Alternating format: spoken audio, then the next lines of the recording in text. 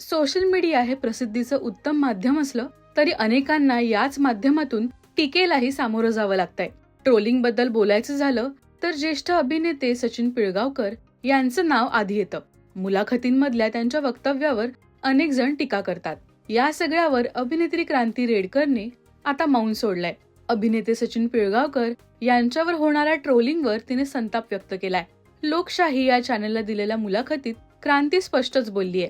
सचिनजींच्या बाबतीत ट्रोलर्सनी मर्यादा ओलांडलीय. त्यांचं खरंच वाईट वाटतंय. त्या माणसाचं केवढं काम आहे. आम्हाला हातात धड चमचा धरता येत नव्हता. तेव्हापासून ते काम करतायत. त्यांनी अनेक सुपरहिट सिनेमे दिलेले. ट्रोलर्स आपली ओळख लपवतात. चेहरा दिसत नाही म्हणून तुम्ही त्यांच्याबद्दल काहीही बोलणार का? बरं, या ट्रोलर्सना तरी यामागची सत्यता माहित आहे का?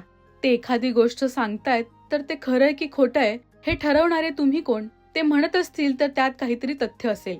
समजा ते एखाद्या मोठ्या कलाकाराबद्दल बोललेच असतील तर मग तो मोठा कलाकार असं काही झालंच नव्हतं असं नाही का येऊन म्हणणार? म्हणजे ते जे काही बोलत किंवा लिहित आहेत त्यामागे काहीतरी तथ्य असेलच ना. निदान त्यांचं ऐका तरी सुद्धा तुम्हाला याबद्दल काही योग्य वाटलं नसेल तरी बोलायची काहीतरी पद्धत असते ना. हे खूपच दुःखद आहे. मला ते नाही आवडत.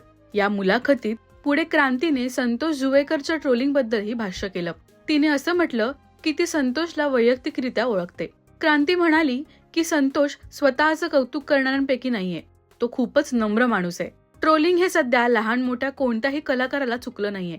वयाची मर्यादा न राखता वाटेल तशा कमेंट्स सोशल मीडियावर पाहायला मिळतात. क्रांतीने यावर स्पष्टीकरण दिलंय. स्वतः क्रांतीला सुद्धा कधी कधी याचा सामना करावा लागलाय. तुमचं या सगळ्यावर काय मत आहे आणि तुम्ही क्रांतीच्या बोलण्याशी सहमत आहात का? हे आम्हाला कमेंट्स मधून नक्की सांगा. मराठी सिनेविश्वातील बातम्या, अपडेट्स आणि गॉसिपसाठी सबस्क्राईब करा राजश्री मराठी.